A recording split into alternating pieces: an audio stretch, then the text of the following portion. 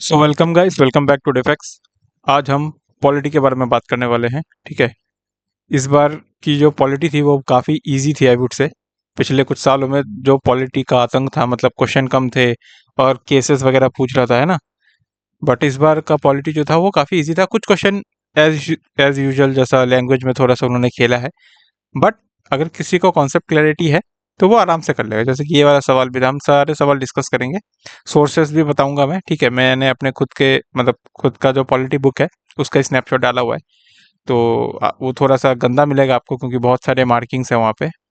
अपने बारे में बात करूँ, थोड़ा सा मैं ब्रीफ इंट्रोडक्शन दे देता हूँ। मैंने CDS, AFCAT, coast guard multiple times मतलब क्वालिफाई किया हुआ है, वो भी फर्स्ट अटेम्प्ट में ही। एंड दैट टू एयरफोर्स, मतलब सीडीएस के थ्रू मैंने एयरफोर्स का कट ऑफ क्लियर किया हुआ है। और मल्टीपल टाइम्स में SSB, I think 4 to 5 times तो मैं वैसे ही जा चुका हूँ। और बाकी सब मिला तो मेरे 13 से 14 एसएसबी हो चुके हैं। 14 एसएसबी इन टोटल। तो उसके बारे में मेरी थोड़ा सा ब्रीफ इंट्रोडक्शन था ताकि आपको पता चले कि मैं कौन हूँ और मैं क्या बता रहा हूँ। सीएपीएफ भी मैंने क्वालिफाई किया हुआ है last year, but final merit में मैं नहीं गया। So it's okay. ठीक है, बीच वाले फिजिकल मेडिकल वाले में मैं आउट हो गया था। तो सीडीएस के अटेम्प्ट मेरे खत्म हो चुके हैं। अभी नेक्स्ट मेरे CAPF and other exams target है। तो I am in a position to tell you the right things. ठीक है, आपको मैं कभी गलत नहीं बताऊंगा, आपको सही गाइडेंस मैं दूंगा।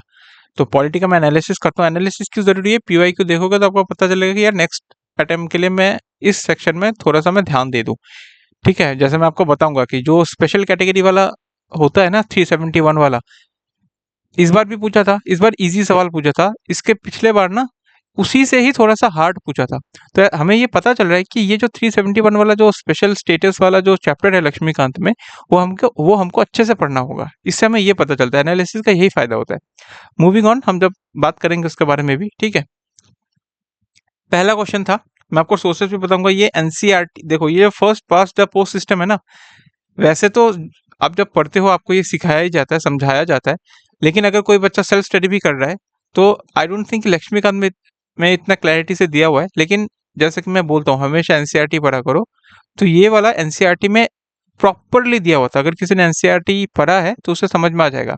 Class 11 chapter 3 Indian constitution at work, इस वाले चैप्टर में मैं आपको दिखाऊंगा। ये लिखा हुआ है। ठीक है, यहाँ पे देखो, इसी का स्नैपशॉट है। First pass the post system, वहाँ पे एक सेक्शन है चैप्टर 3 में, आप जाओगे तो यहाँ पे ऐसा मिलेगा आपको। ठीक है, एक न्यूज़पेपर क्लिपिंग भी मिलेगी।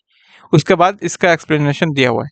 तो सबसे पहले मैं आपको एक्सप्लेनेशन दिखाता हूँ। देखो, ये वही है, उस न्यूज़पेपर के नीचे ये सारे पॉइंट्स लिखे हुए थे। ठीक है, तो यहाँ पे जब आप जाओगे, ये देखो चैप्टर 3 का नाम है इलेक्शन एंड रिप्रेजेंटेशन। तो उसके first pass the post system के बारे में ना अच्छे से क्लैरिटी दिया गया है। और यहाँ पे देखो एक लाइन लिखा गया है, the winning candidate need not secure a majority of the votes. This method is called the first past the post system. ठीक है, आपको समझ में आएगा। आप जब इस पूरे पैराग्राफ को पढ़ोगे तो आपको ये समझ में आएगा कि जैसे मैं थोड़ा सा आपको समझा देता हूँ। अगर मान लो यहाँ पे एक कॉन्स्टिट्यूंसी से या फिर 3 जगह से, एक कॉन्स्टिट्यूंसी से 3 कैंडिडेट है। ठीक है, अब टोटल सीट्स मान लो 100 है। तो उसको अगर किसी को जीतना होता है, अगर हमें मतलब मेजोरिटी अगर हम मांगेंगे तो 51 होना चाहिए। लेकिन मान लो इसको 40 मिले। ठीक है, इसको 30 मिले। ठीक है, 30 नहीं, इसको मान लो 35 मिले। ठीक है, तो 35 75 हो गया, बाकी 25 इसको मिले, तो 100 टोटल सीट हो गया। अब मेजोरिटी तो किसी को नहीं मिली, 51 किसी को नहीं मिला, लेकिन इन तीनों में से सबसे पहले मतलब सबसे ज्यादा किसको मिला? 40 वाले को। तो ये विनर इसको घोषित किया जाएगा। यही होता है first pass the post system. मतलब इसको मेजोरिटी लेने की जरूरत नहीं होती।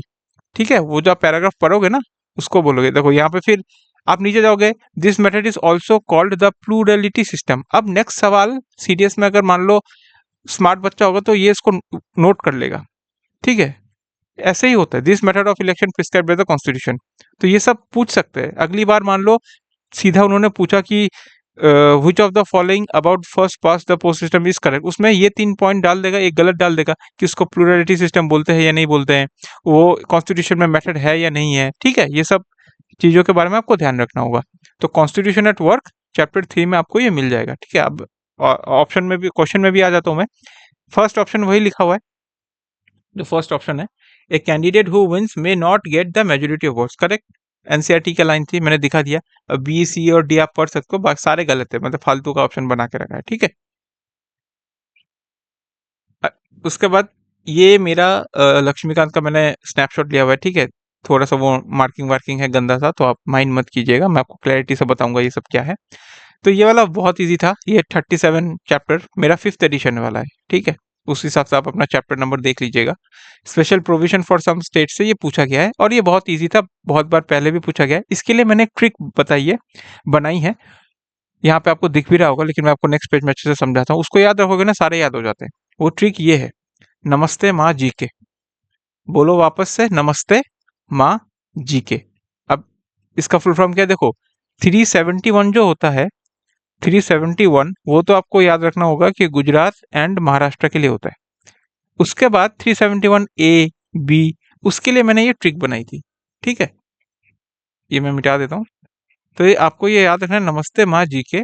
तो यहाँ से शुरू है 371 ए, 371 बी, ऐसे करके चलेगा और जे तक जाएगा।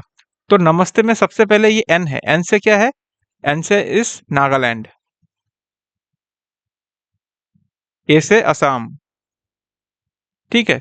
एम से फिर मणिपुर, फिर ए से आंध्र प्रदेश, और आंध्र प्रदेश के साथ ही आप लिख देना इसके बाद वाला, जैसे आंध्र प्रदेश इज डी ना, this is A, this is B, this is C, this is D, और इसी के बाद ई में इसी के साथ है यूनिवर्सिटी, ठीक है।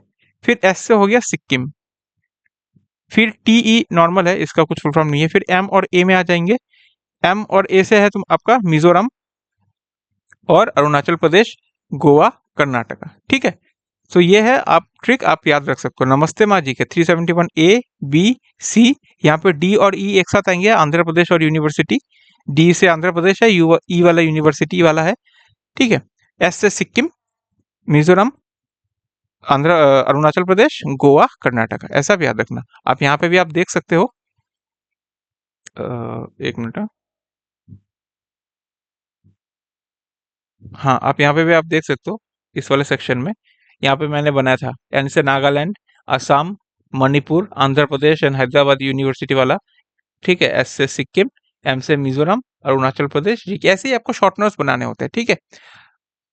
तो उस हिसाब से आंसर क्या होगा, ए का क्या होगा, 371 का गुजरात एंड महाराष्ट्र होता है, तो ए का 2 हो गया, इसका नागालैंड हो गया, बी का असम हो गया, आई का क्या हो गया, जो बचा वही हो गया, ए का 2, so A2, B1, so C is the correct option, C का 3, डी का 4, गोवा, ठीक है।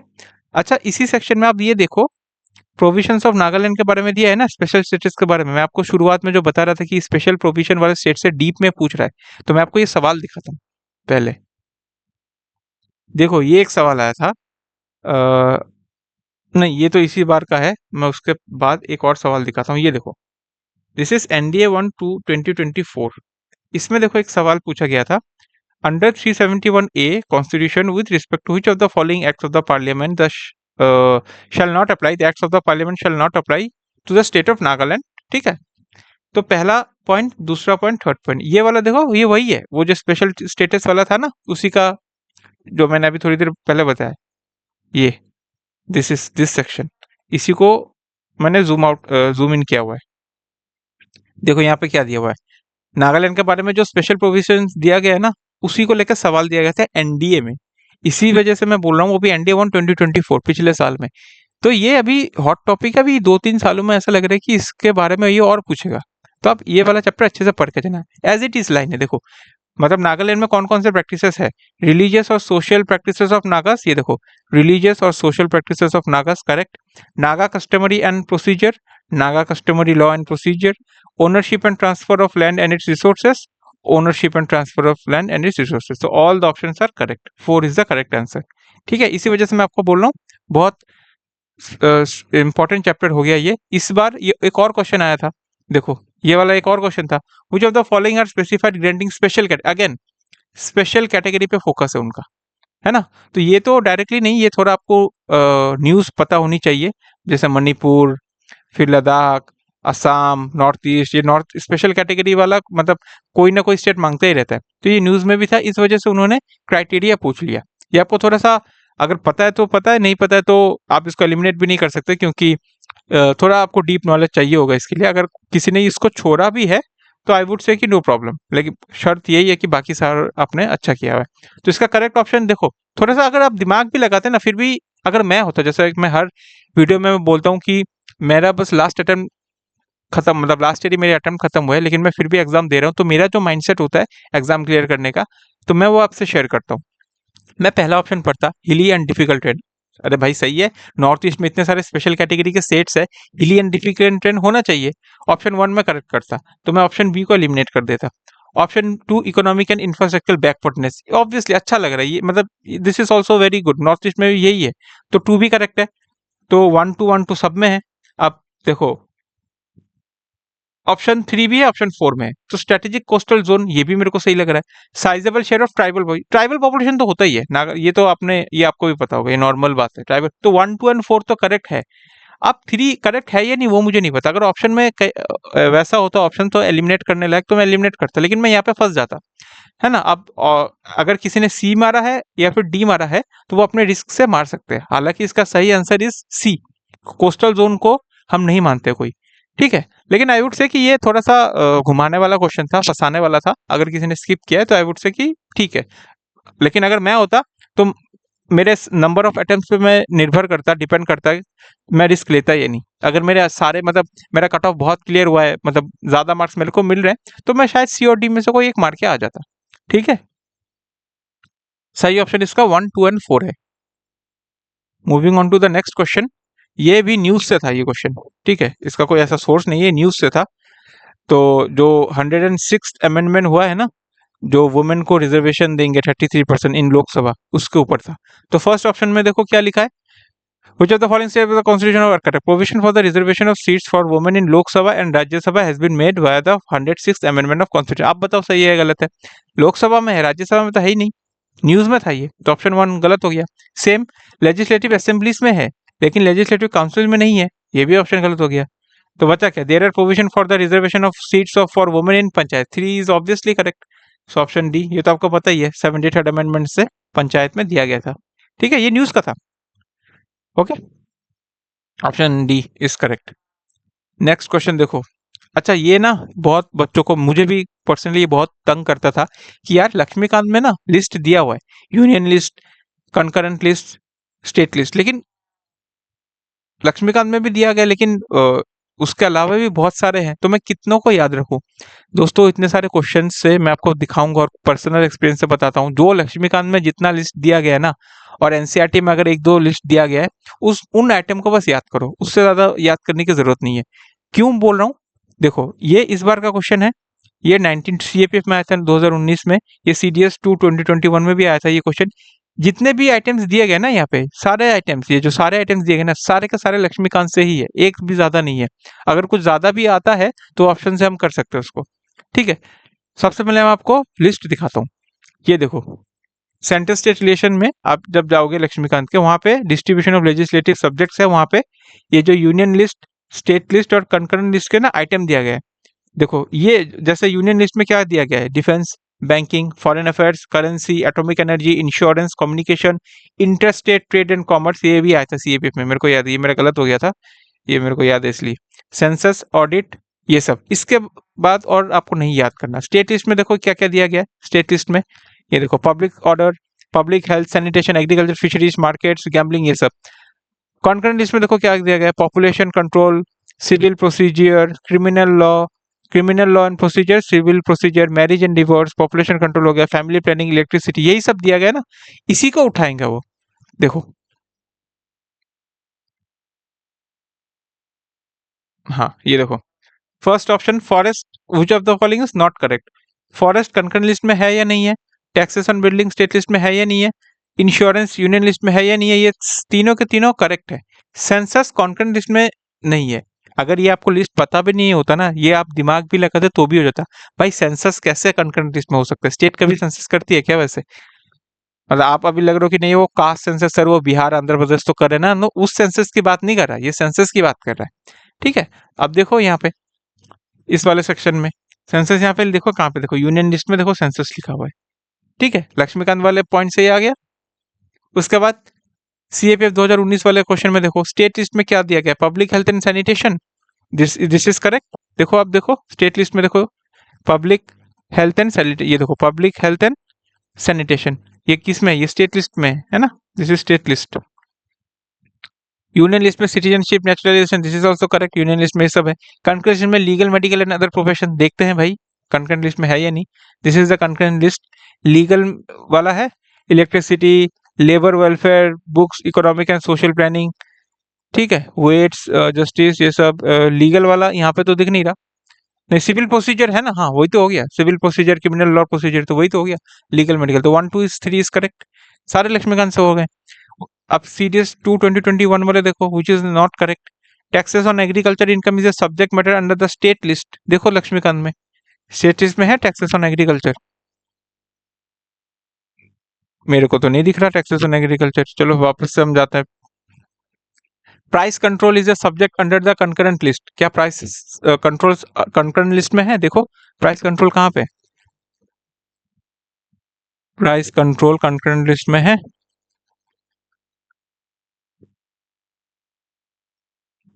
ये भी मुझे नहीं दिखा, ठीक है।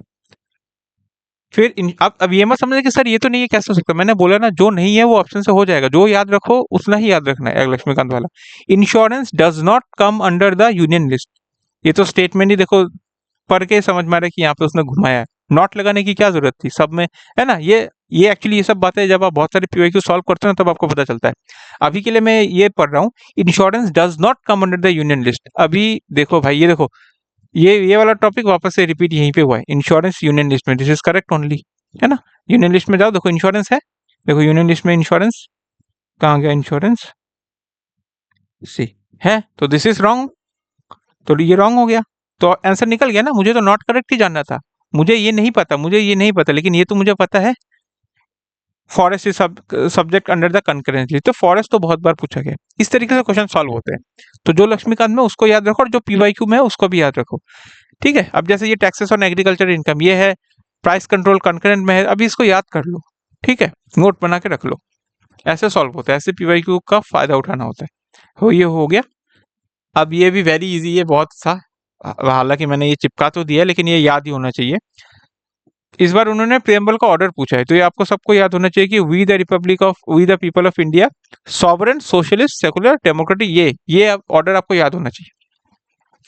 तो the word secular comes before the word socialist, secular क्या सोशलिस्ट के पहले आता है? नहीं भाई, सॉवरेन, सोशलिस्ट, सेकुलर है ना, तो ये तो गलत हो गया। ए गलत है, सी गलत है, डी गलत है, 2 और 3 is the correct answer. I hope ये सबने कर लिया होगा। The word justice comes before the word equality, हाँ जस्टिस, लिबर्टी, इक्वलिटी, तो जस्टिस तो पहले आ ही रहा है। Fraternity comes after liberty, yes, liberty के बाद फ्रेटर्निटी है। तो आई होप ये सबने कर लिया होगा, अगर नहीं किया तो ये याद रखना, ये मैंने भी याद किया हुआ था मेरे टाइम पे क्या, अभी भी एग्जाम दे रहा हूँ मैं, CAPF एंड अदर, तो ये याद कर लेना, ठीक है। अब देखो मोशंस के बारे में उन्होंने दिया था, ये अगेन पार्लियामेंट वाले चैप्टर में आपको देखोगा, आप देखोगे तो यहाँ पे सेंशर मोशन और नो कॉन्फिडेंस मोशन के बारे में उन्होंने चार्ट बना के दिया हुआ है। ये देखो मैंने कुछ एक्स्ट्रा इन्फॉर्मेशन जो मुझे मिली थी पीवाई को सॉल्व करके, ये देखो ये मैंने ना साइड में लिख दिया है, ठीक है। आपको भी ऐसे ही करना होता है, ठीक है। देखो यहाँ पे मैं साइड साइड में मैं ये मेरा खुद पर्सनल है, ये मैं लगा के रखता हूँ, जहाँ पे मुझे लगता है कि मैं फंस जाऊंगा या फिर यूटीसी फंसाएगा, तो हाईलाइट करके मैं उसको ट्रैप लिख देता हूँ, मतलब यहाँ पे वो फंसा सकता है। तो ऐसी छोटी छोटी चीजें आपको करनी होगी, ठीक है। तो इसको मैं थोड़ा जूम कर देता हूँ, देखो यहाँ पे ये पूरा जूम इन वर्जन है। तो यहाँ पे सेंसर मोशन और नो कॉन्फिडेंस मोशन के बारे में डिफरेंस दिया गया है। तो क्वेश्चन पढ़ते हैं। A motion of no confidence can be admissible against an individual minister in the council of minister. तो नो कॉन्फिडेंस मोशन क्या इंडिविजुअल मिनिस्टर के उसमें अगेंस्ट ये कर सकते, एडमिसिबल है? आप खुद देखो, इन जैसे यहाँ पे देखो नो कॉन्फिडेंस मोशन के बारे में क्या लिखा है, इसको रीजन देने की जरूरत नहीं है। It can be moved against the entire council of minister only, तो ये इंडिविजुअल मिनिस्टर पे हम नहीं कर सकते, तो बस ये गलत हो गया। Option B, a no confidence motion must set out grounds on which it is based, no it is also not correct, ठीक है। यहाँ पे देखो फर्स्ट ऑप्शन वही है ना, it need not share the reason for its adoption in the Lok Sabha, तो ground देने की जरूरत नहीं है। Option C, Rajya Sabha is not empowered to entertain a motion of no confidence, absolutely correct. आपको पता है ना कि लोकसभा ही जो कलेक्टिव रिस्पॉन्सिबिलिटी वाला है, तो वो लोकसभा में ही होता है, लोकसभा ही डिसॉल्व हो सकता है। राज्यसभा में आप नो कॉन्फिडेंस डालोगे, डिसॉल्व थोड़ी होगा, राज्यसभा तो कभी डिसॉल्व भी नहीं हो सकता। तो this is correct. Option D, censure motion need not be based on specific grounds और चार्जेस। यहाँ पे देखो क्या सेंसर मोशन में लिखा गया है, it should state the reasons. देखो सेंसर मोशन में रीजन देना चाहिए, है ना। तो this is also not correct, बचा ऑप्शन सी। ठीक है, आई होप आपको समझ में आ रहा होगा। फिर पार्ट 4A, ये भाई सबसे इजी है, ये इसको मैं क्या ही समझाऊं। पार्ट 4A में क्या डील करते हैं, फंडामेंटल ड्यूटीज और क्या। ये देखो यहाँ पे मैंने छोटे छोटे पॉइंट भी लिखे, 42nd only Japan has fundamental duties, ये सब ठीक है। कहाँ से लिया है, ऐसा शॉर्ट में मैंने नोट बनाया था। तो ये आप अगर कोई नया बच्चे तो ये आप देखो फंडामेंटल ड्यूटीज वाले चैप्टर में जाना, यहाँ पे आपको मिल जाएगा सी, दिस इज पार्ट 4A, दिख रहा है आपको, दिस इज पार्ट 4A। ठीक है, ये बहुत ईजी है भाई, इसको डिस्कस करने का फायदा नहीं है। अब ऑफिशियल लैंग्वेज पे आया था, ये देखो ये अगेन ऑफिस 61 फिफ्थ एडिशन में 61 वाले चैप्टर में ऑफिशियल लैंग्वेज है। इसी में यहाँ पे आप देखोगे 61.3 वाले पेज में, तीसरे पेज में यहाँ पे सारे जो है दिया गया है, सारे लैंग्वेजेस और उनका अमेंडमेंट भी दिया गया है।